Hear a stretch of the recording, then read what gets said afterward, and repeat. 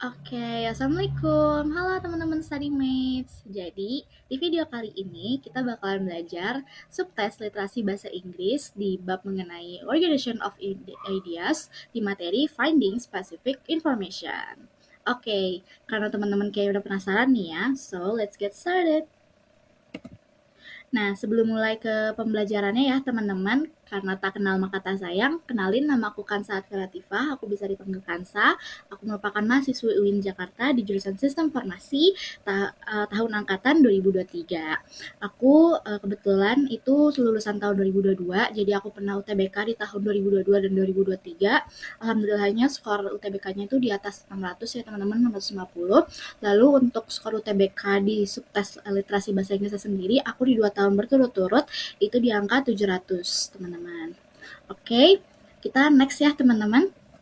Oke, sebelum masuk lebih jauh ke materinya ya teman-teman, kita bakalan ada nih objective materials-nya dulu. Oke, sebenarnya nih objective materials itu apa? Jadi ini tuh sebenarnya gambaran di video kali ini tuh kita bakalan ngebahas apa aja sih, bakalan belajar tentang apa aja kayak gitu. Jadi pertama, kita bakalan belajar mengenai apa sih itu specific information. Jadi sebelum teman-teman kenal lebih jauh, kita perlu tahu dulu nih apa sih specific information ini gitu. Lalu yang kedua ada how to find specific information in text. Lalu lastly, kita ada practice, teman-teman. Jadi buat mengasah pengetahuan teman-teman mengenai si specific information ini. Dan juga pastinya biar lebih kenal sama tipe-tipe soal yang nanti bakalan dari UTBK ya, teman-teman.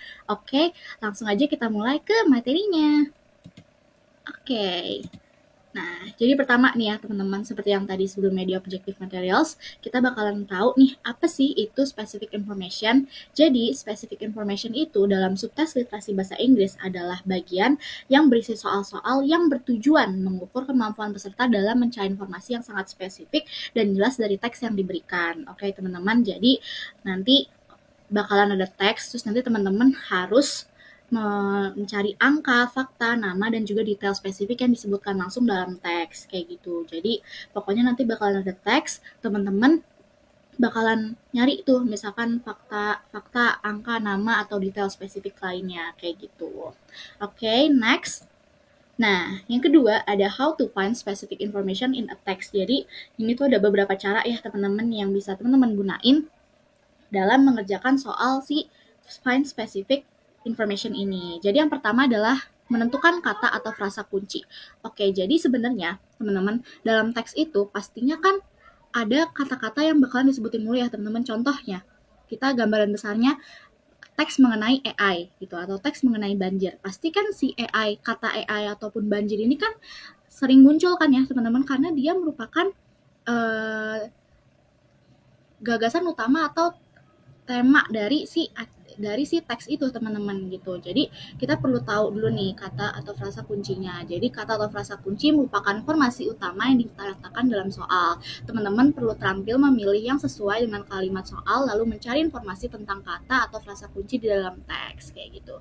Lalu yang kedua, lakukan metode scanning. Nah, ini tuh berkaitan sama yang sebelumnya ya teman-teman, poin sebelumnya yaitu kata atau frasa kunci.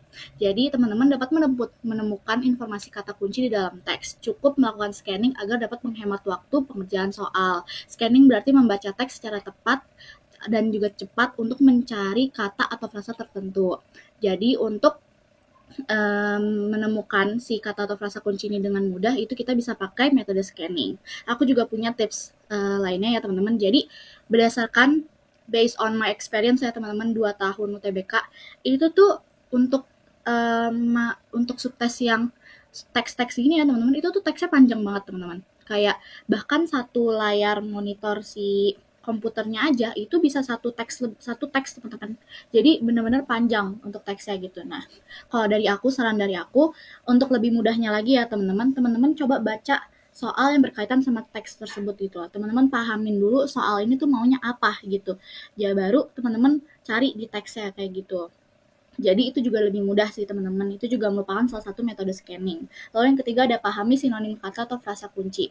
Nah, jadi teman-teman itu perlu memahami bahwa kata atau frasa kunci yang sudah ditentukan tidak selalu dinyatakan dengan kata atau frasa yang sama persis di teks kayak gitu. That's why kita perlu paham sinonimnya juga kayak gitu.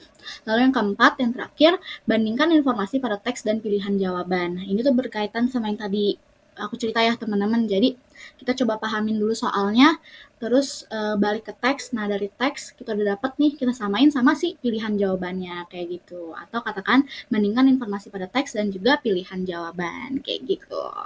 Oke, untuk materinya kebetulan sampai sini teman-teman. Maka dari itu kita masuk ke practice session teman-teman. Oke, let's go. Oke, jadi di sini pertama ada teksnya dulu ya teman-teman. Di sini itu teksnya mengenai Los Angeles wildfires ya teman-teman. Yang kemarin kejadiannya belum lama itu kebakaran LA ya teman-teman. Jadi ini aku ngambil mengenai itu teman-teman untuk teksnya kayak gitu ya. Untuk teman-teman yang prefer baca teks dulu baru ngerjain soal, boleh banget di pause videonya, atau kalau misalkan tipenya yang kayak aku, pahamin dulu maaf soalnya baru ke teks ya, boleh banget lanjut aja kayak gitu. Oke, kita masuk ke soal pertama. Ini ada model soal pilihan ganda ya teman-teman. Jadi kita baca bareng-bareng ya soalnya.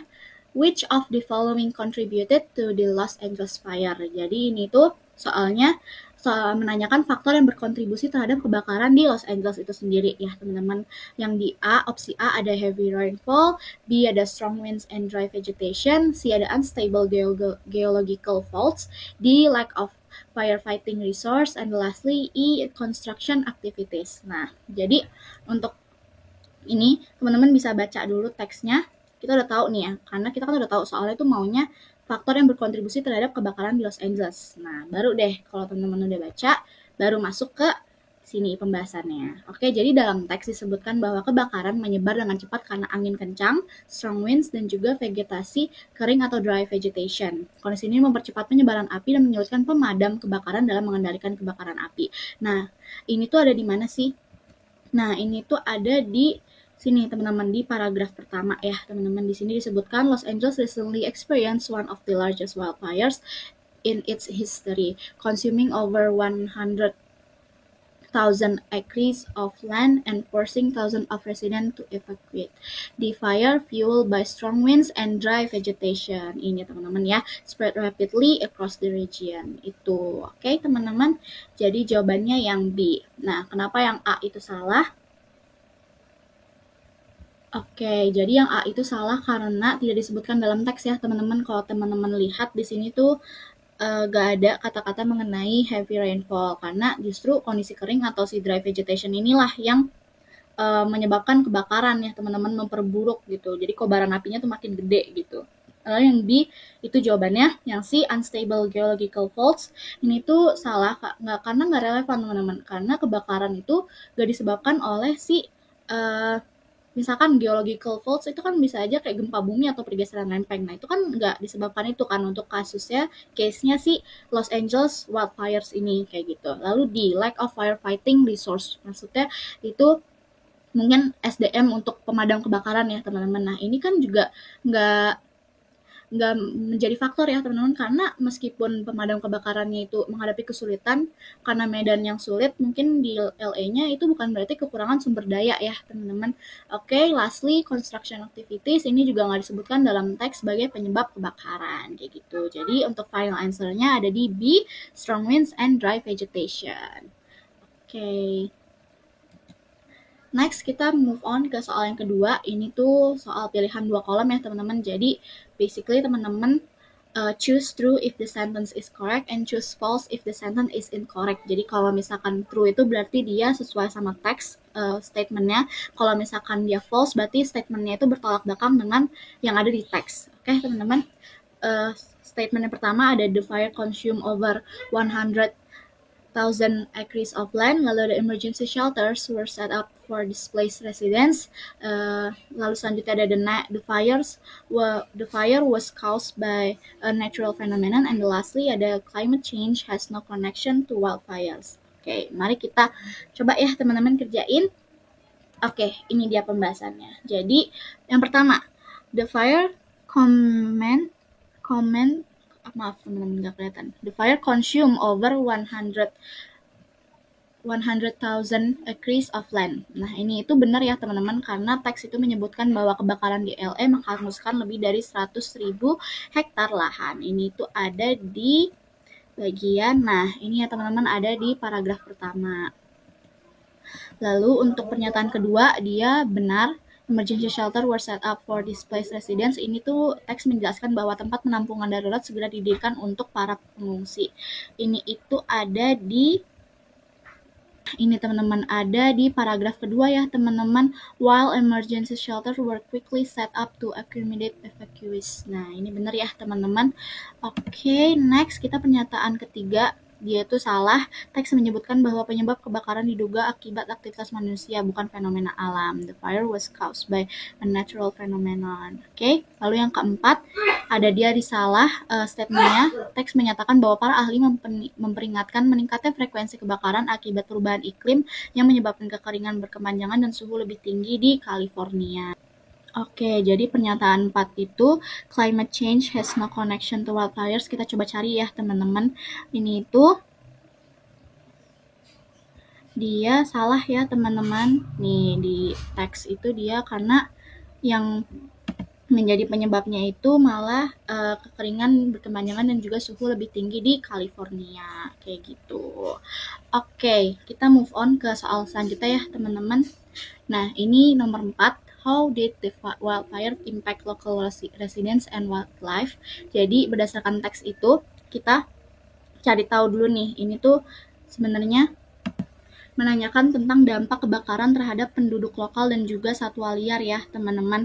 Jadi berdasarkan teks itu kita bisa dapat bahwa kebakaran itu menyebabkan yang pertama ada kerusakan rumah, banyak rumah terdampak oleh api, lalu ada kerusakan infrastruktur, itu dia menyebabkan pemadaman listrik terjadi di beberapa wilayah, lalu juga ada kerusakan habitat satwa liar gitu teman-teman. Jadi kita coba ya bandingin di teks, ada kerusakan rumah nih teman-teman. Nih, the wildfire caused widespread damage to homes, infrastructure, and wildlife habitats. Ya, many residents faced power outage, while emergency shelters were quickly set up to accommodate evacuees. Kayak gitu. Jadi, untuk jawabannya itu cause damage to homes, infrastructure, and wildlife habitats gitu. Jadi dampak dari kebakaran terhadap penduduk lokal dan juga satwa liar ya, teman-teman. Oke. Nah, itu dia teman-teman, kita praktisnya hari ini, kita dapat 3 soal ya teman-teman. Jadi dari video ini teman-teman itu dapat apa itu specific information, lalu how to find specific information in text ya teman-teman, tadi ada beberapa caranya. Lalu yang ketiga, yang terakhir kita sempat tadi praktis atau latihan ya teman-teman. Jadi hopefully teman-teman jadi lumayan kenal nih sama tipe-tipe soal di UTBK nanti di literasi bahasa Inggris itu teman-teman. Nah untuk teman-teman jangan khawatir, kita nyediain beberapa latihan soal lainnya, teman-teman bisa cek di Let's Study. Itu nanti ada beberapa latihan soal termasuk 3 soal ini yang teman-teman bisa kerjain kayak gitu. Oke. Terima kasih teman-teman, aku harap pelajaran kali ini mengenai finding specific information ini bermanfaat bagi teman-teman untuk TBK nanti ataupun di lain waktu ya teman-teman. Ya seperti itu. Sekian dari aku, mohon maaf bila ada kesalahan. Wabillahi taufiq wal hidayah. Wassalamualaikum warahmatullahi wabarakatuh.